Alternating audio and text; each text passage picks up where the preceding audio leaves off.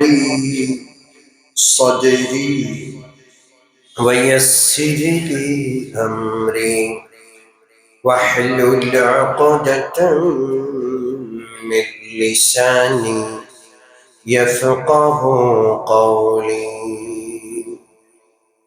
اللهم صل وسلم وبارك عليه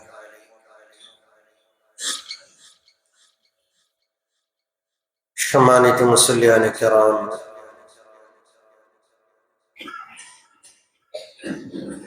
কোরআন তেলাওয়াতের শুরুতে আউযু বিল্লাহি মিনাশ শাইতানির রাজীম পাঠ করে কোরআন তেলাওয়াত শুরু করতে আল্লাহ নির্দেশ দিচ্ছেন। সূরাতুন নাহলের ৯৮, ৯৯ এবং ১০০ নম্বর আয়াতে আল্লাহ তাআলার এই নির্দেশনা রয়েছে। শয়তান মস্ত বড় দুশমন, ভয়ঙ্কর দুশমন। আমরা দেখি না, আমার পাশে শয়তান আছে কি নাই, শয়তান আমাকে ধোঁকা বা প্রতারণা করছে কি করছে না, আমি বুঝতে পারি না, কারণ আমি শয়তানকে দেখি না। ইন্নাহু হুয়া ওয়া কাবিলুহু, সে এবং তার চেলা চামুন্ডরা আমাদেরকে দেখছে, আমরা তাদেরকে দেখি না। এই কঠিন মারাত্মক ভয়ঙ্কর দুশ্মন থেকে আল্লাহ যদি আশ্রয় না দেন, আশ্রয়ের কোনো ব্যবস্থা নাই। এই জন্য আল্লাহর কাছে আশ্রয় দিতে বলা হয়েছে। আর আল্লাহ ওয়াদা দিচ্ছেন, যারা ঈমানদার, যারা আল্লাহর প্রতি তাওয়াক্কুল বা ভরসা রাখে, আল্লাহ তাদেরকে আশ্রয় দিবেন এবং শয়তান লাইসা লাহু সুলতান, শয়তান তাদের উপর প্রভাব বিস্তার করতে পারবে না। আল্লাহ যেন ঈমানদার, আল্লাহর প্রতি ভরসাকারী বান্দা হিসেবে আমাদের কবুল করেন। শয়তানের পরিচিতি আলোচনা চলছিল। শয়তান আমাদের আদি দুশমন। আদি পিতা হযরত আদম আলাইহিস সালাতু ওয়াস সালামের সৃষ্টির আগে থেকে শয়তান আমাদের দুশমন। হযরত আদমকে আল্লাহ সৃষ্টি করে খেলাফত দান করবেন, ওই সময় শয়তান উপস্থিত। এই প্রতারক, এই দুষ্ট সেখানে বসেও প্রতারণা করছে, চক্রান্তর জাল বিছাচ্ছে। যাই হোক, আল্লাহ রাব্বুল আলামিন ফেরেশতাদেরকে তার খলিফা না বানিয়ে হযরত আদমকে কেন খলিফা বানালেন? ফেরেশতারা রাত দিন ইবাদত করে, এক মুহূর্তের জন্য, এক পলকের জন্য আল্লাহর নাফরমানি করে। লা ইয়াসুনাল্লাহা মা আমারাহুম ওয়া ইয়াফআলুনা মা ইউমারুন। এক পলকের জন্য আল্লাহর নির্দেশ তারা লঙ্ঘন করে না। আল্লাহ যা করতে বলেছেন তারা করেই যাচ্ছে। কিন্তু আল্লাহ ফেরেশতাদেরকে তার খলিফা বানাচ্ছেন না, মানুষকে খলিফা বানাচ্ছেন, আদমকে খলিফা বানাচ্ছেন। ফেরেশতারা যখন বিষয়টা জানতে চাইলেন, আল্লাহ রাব্বুল আলামিন কথায় উত্তর না দিয়ে কাজে প্রমাণ করতে চাইলেন। وعلم آدم الأسماء كلها ثم عرضهم على الملائكة। পৃথিবীতে আল্লাহর খলিফা হতে হলে, আল্লাহ রাব্বুল আলামিনের জমিনে আল্লাহর খেলাফত কায়েম করতে হলে যে যে নির্দেশনাগুলো লাগে আল্লাহ রাব্বুল আলামিন হযরত আদম এবং ফেরেশতাদের উদ্দেশ্যে সমস্ত নির্দেশনাগুলো তুলে ধরলেন। এইভাবে এইভাবে করতে হবে, চলতে হবে। সম্মানিত উপস্থিতি, এই পর্যায়ে আলোচনাটা এইখানে স্থগিত রেখে আমি এই জায়গার কিছু গুরুত্বপূর্ণ বিষয় আপনাদের সামনে তুলে ধরছিলাম। আমি বলছিলাম সর্বপ্রথম মাদ্রাসা আল্লাহ করলেন এবং আল্লাহই শিক্ষক, আর হযরত আদম ছাত্র, ফেরেশতারা ছাত্র। সেই মাদ্রাসা ছিল জান্নাতে। কোথায়? হযরত আদমের সৃষ্টির পরপর আল্লাহ তাআলা মাদ্রাসা কায়েম করলেন। শিক্ষককে শুধু হযরত আদমের শিক্ষক আল্লাহ নন, সমস্ত নবীদের শিক্ষক হলেন কে? জোরে বলেন। নবীরা কোন সাধারণ মানুষ, কোন উস্তাদের কাছে পড়াশোনা করেন না। নবীরা সব সময় কার কাছ থেকে শিখেন? জোরে বলেন আল্লাহ। আমাদের নবীজি এত বড় জ্ঞানী। উ'তিতু ইলমাল আউয়ালিন ওয়াল আখিরিন, নিজে বলছেন আগেকার, পূর্বেকার এবং পরের যত ইলম আছে, মানুষের যত জ্ঞান গরিমা, এই পৃথিবীতে যত কিছু আসবে, যত কিছু গেছে, সব ইলম আর জ্ঞান আল্লাহ আমাকে দান করে দিয়েছে। আল্লামানি রাব্বি ফাআহসানা তা'লিমি। আল্লাহ রাসূল বলেন আমার শিক্ষক হলেন আল্লাহ। আল্লাহ স্বয়ং আমাকে শিখিয়েছেন এবং সর্বোত্তম বিষয়গুলো আল্লাহ আমাকে শিখিয়েছেন। সুবহানাল্লাহ। ওয়া আত্তাবানি রাব্বি ফাআহসানা তা'দিবি। এবং আমি রাসূলকে আল্লাহ রাব্বুল আলামিন আদব, শিষ্টাচার, শিষ্টাচার শিখিয়েছেন এবং সর্বোত্তম আখলাক, চরিত্র আর শিষ্টাচার আমাকে কে শিখিয়েছেন? জোরে বলেন আল্লাহ। নবীদের শিক্ষক আল্লাহ। হযরত আদমকে আল্লাহ তালিম দিচ্ছেন, শিখাচ্ছেন জান্নাতে। মাদ্রাসার প্রতিষ্ঠাতাকে আল্লাহ। এই জন্য মাদ্রাসার বিরোধিতা করা যায় না।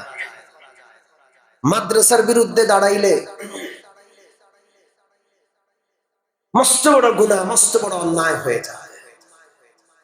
আল্লাহ যেমন জান্নাতে মাদ্রাসা প্রতিষ্ঠা করলেন, সমস্ত নবী পৃথিবীতে আল্লাহ থেকে শেখা বিষয়গুলো উম্মতকে শেখানোর জন্য মাদ্রাসা করেছেন।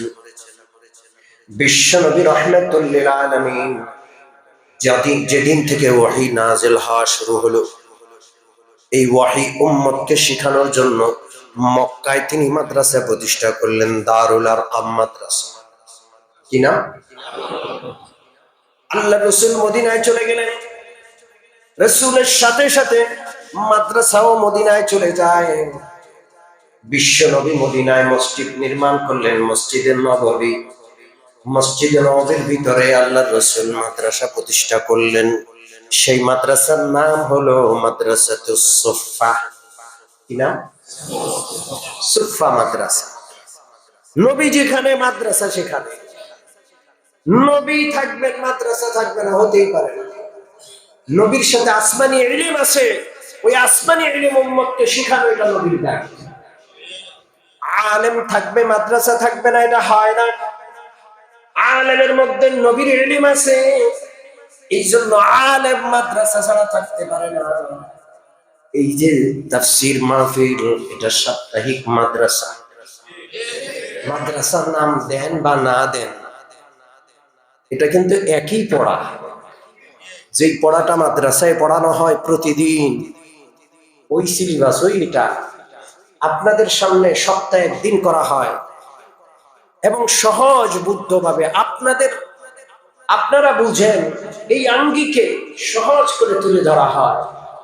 মাদ্রাসায় যখন আমরা এই পড়াগুলো পড়াই, মাদ্রাসার ছাত্রদের উপযোগী করে তখন তাদেরকে বুঝায়।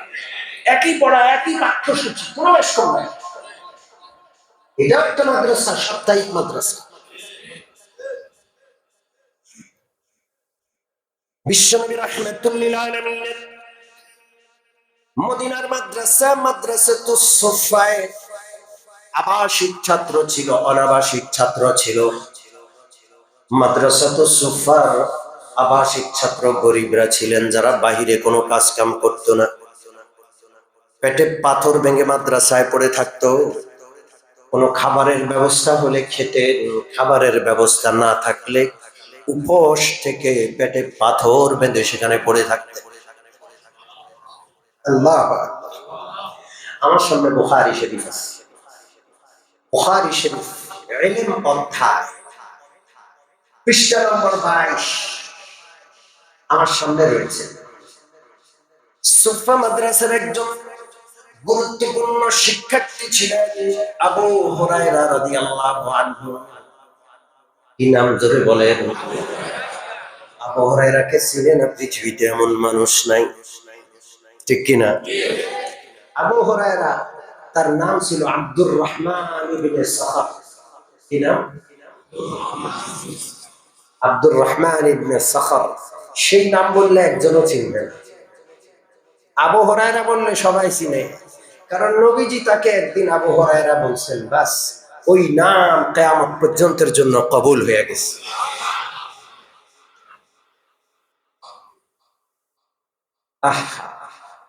কিতাবে লেখা আবু হুরায়রা রাদিয়াল্লাহু তাআলা আনহু বিড়াল ভালোবাসতেন। একদিন হাতের আস্তিনের ভিতরে একটা বিড়াল নিয়ে রাসূলুল্লাহর দরবারে আসছে। হঠাৎ করে আস্তিন ফাঁকা করে বিড়াল বাইরে দিছে দৌড়। দেখছেন এরকম অবস্থা? মাঝখানে যদি বিড়াল দৌড় দেয় সবাই চমকে উঠবে, কি বিড়াল আসলো কোথায়? রাসূলুল্লাহ জিজ্ঞেস করলেন, এটা কোথায় ছিল এতক্ষণ? আবু হুরায়রা মাথা নিচু করে লাজুক স্বরে বলছে, ইয়া রাসূলুল্লাহ, এটা আমার হাতের ভিতরে ছিল।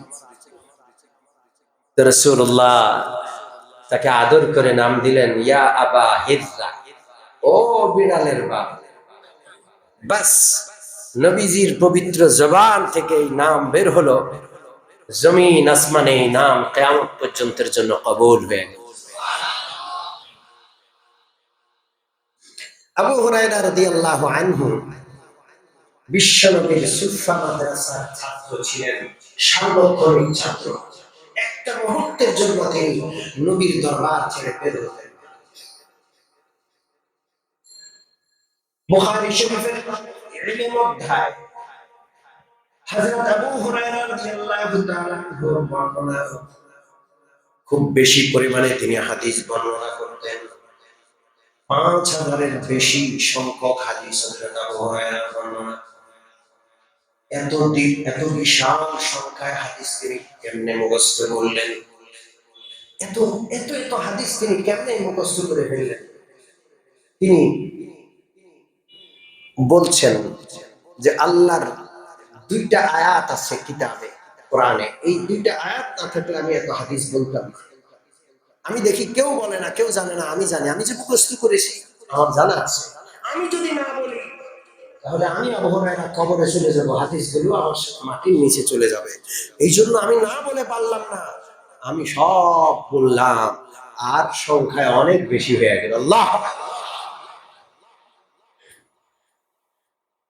হযরত আবু হুরায়রা রাদিয়াল্লাহু তাআলা আনহু আয়াত তেলাওয়াত করলেন, কোন আয়াতের কারণে তিনি হাদিসগুলো রাখতে পারলেন না, বলতে হলো ইন্নাল্লাযীনা ইয়াকতুমুনা মা আনজালাল্লাহু মিনাল বায়্যিনাতি ওয়াল হুদা। আল্লাহ রাব্বুল আলামিনের পক্ষ থেকে যা নাযিল হলো সেটা যদি কেউ জেনে বুঝে লুকিয়ে রাখে, জেনে বুঝে গোপন রাখে, প্রকাশ না করে, তাহলে তার মস্ত বড় সাজা। উলাইকা ইয়ালআনুহুমুল্লাহু ওয়া ইয়ালআনুহুমুল লাঈনুন। আল্লাহ লানত, সমস্ত ফেরেশতা, সমস্ত মানবতার লানতকারী। আল্লাহর পক্ষ থেকে পাওয়া বিষয়, এটা সবার অধিকার, এলেম কারো বাবার না।